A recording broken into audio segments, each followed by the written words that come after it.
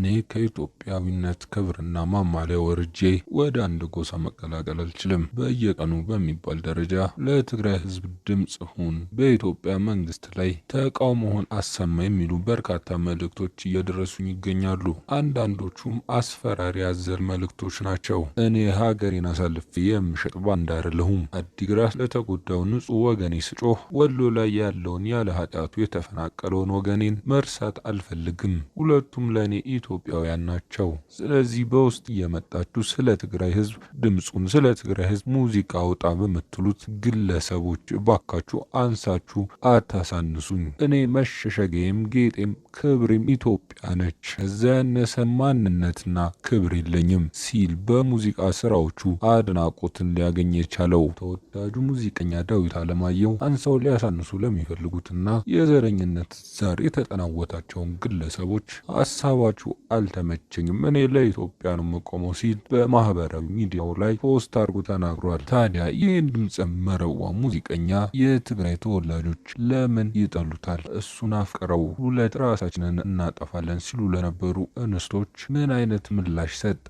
የፍቅር ህይወቱስ ምን ይመስላል? እስከ ፕሮግራሙ ፍጻሜ በመቆየት ሙሉ ታሪኩን ያዳምጡ። ብዙዎች ያጎረሳቸውን እጅ ክደው ጦር ባነሱበት ጊዜ ክብርና ሞገስ የሰጣቸውን የሙዚቃ አድናቂያቸውን ረስተው መሳሪያ አንስተው ኢትዮጵያን ለማፍረስ እስከ ሲኦል ድረስ ለመሄድ ከተማማሩ ኃይሎች ጋር ቁርኝት ፈጥረው በሚዋደቁበት ወቅት ሀገሬን አልክድም ብሎ ብዙ ዘለፋና ስድብ በትግራይ ተወላጆች ስለሚደርስበት ዘለፋና ስድብ ስለ ዳዊት አለማየሁ ምን ተሰማችሁ? ሀሳብ አስተያየታችሁን ከስር ባለው የኮመንት ሴክሽን ላይ አስቀምጡልኝ። ከወደ ሰሜኑ የሀገራችን ክፍል የተገኘው ይህ ሙዚቀኛ ገና ከልጅነቱ ነበር ከበርካታ ኢትዮጵያውያን ልብ ውስጥ መግባት የቻለው። በ2004 ዓመተ ምህረት በኢትዮጵያ አይደል ላይ መድመቅም ችሏል። ውቅሮ ከተማ እንደተወለደ የሚናገረው ሙዚቀኛ ለምን በአካባቢው ልጆች እንደሚጠላ ተጠይቆ እንደዚህ ሲል ነበር የመለሰው። በሀገራችን በአራቱም አቅጣጫ በዘረኝነት በሽታ ታመናል። እኔ ደግሞ ከዘረኛ ሰዎች ጋር በፍጹም መስማማት አልችልም። በዚህም ምክንያት ከትግራይ ተወላጆች ጋር መስማማት አልቻልኩም። ሁሉም ሰው አንድ አይነት እሳቤ ሊኖረው አይችልም። እኔ በዘር በሃይማኖትና በጎሳ መለያየትን በፍጹም አልወድም። የግድ ውቅሮ ከተማ ስለተወለድኩና ትግረኛ ቋንቋን ስለምናገር የህወሓት አገዛዝን መደገፍ አልፈልግም። ቀድሞም ይሄን አገዛዝ እቃወመው ነበር። ከመንጋው ጋር አብሬ ስላልሆንኩኝ በርካታ የትግራይ ተወላጆች እንደሚጠሉኝ ያውቃለሁ። ምክንያታቸው ግን እነሱ የሚደግፉትን ቡድን አለመደገፍ እንጂ ሌላ የሚያስጠላ ኃጢአት ስለሰራው አይደለም ሲል በትግራይ ልጆች የሚደርስበትን ዛቻና ጥላቻ ይናገራል። በርካታ ነጠላ ሙዚቃዎችና የአልበም ስራዎችን የሰራው ሙዚቀኛ በሱ ፍቅር ተለክፈው ራሳቸውን ለማጥፋት የሞከሩ ሁለት ሴቶችን አስገራሚ ምላሽ በመስጠት አድናቆት ማግኘት ችሏል። ፍቅር ከእግዚአብሔር የሚሰጥ ነገር ነው። ታናሽነቴን ሳይመለከቱ እንደወደዱኝ ስሰማ በጣም ነበር ደስ ያለኝ፣ ግን ራሳቸውን እስከ ማጥፋት ደረጃ መድረሳቸው አስደንግጦኛል። የሁለቱንም እንስቶችን ስልክ በመቀበል ስለ እያንዳንዱ ነገር አወራን። እኔም የራሴን የምለው ህመም እንዳለብኝና በፍቅር ውስጥ ስለ ማንኛውም ነገር የማወራቸው ወንድማቸው እንደመሆን ቃል ገብቼ ተለያየን። በእርግጥ ይህ ነገር ከተከሰተ 1 ዓመት አልፎታል። አንዷ ከናዝሬት ሌላኛዋ ደግሞ ከሐዋሳ ነበሩ። ሁለቱም ጋር እስከዚህን ሰዓት ድረስ መልካም ወዳጆች ነን ሲል አፍቅረውት ራሳቸውን እስከ ማጥፋት ስለደረሱት ልጆች እንዲህ በማለት ተናግሯል።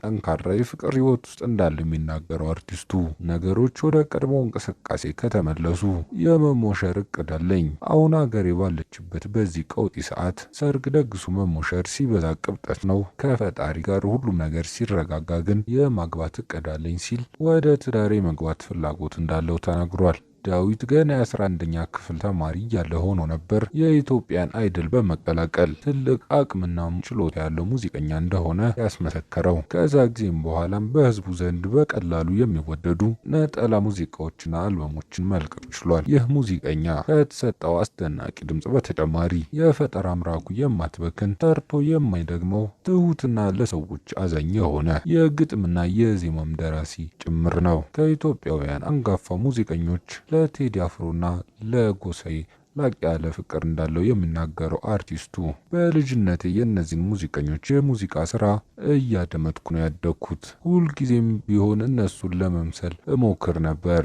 በተለይ ለጎሳዬ ተስፋዬ ላቅ ያለኝ ክብርና አድናቆት አለኝ። ከፈጣሪ ፍቃድ ጋር አንድ ቀን ህልሜ ቢሳካ ከእነዚህ ሁለት አንጋፋ ሙዚቀኞች ጋር የሙዚቃ ስራዬን ለማቅረብና ሙዚቃ የመጫወት ህልም አለኝ ሲል ከብላቴናው ቴዲ አፍሮና ከጎሳዬ ተስፋዬ ጋር ሙዚቃ የመስራት እቅድና ህልም እንዳለው ይናገራል። አሁን ሀገራችን ስላለችበት ሁኔታ አጥብቆ እንደሚጸልይ የሚናገረው አርቲስቱ በየትኛውም አጋጣሚ ጦር መፍትሄ ነው ብዬ አላምንም። ለሀገራችን ትክክለኛው መፍትሄ ጦርን ወደ ጎን ትቶ በጠረጴዛ ዙሪያ መወያየትና መነጋገር ይሻላል። እርስ በርስስ እስከ መቼ ነው የምንባለው?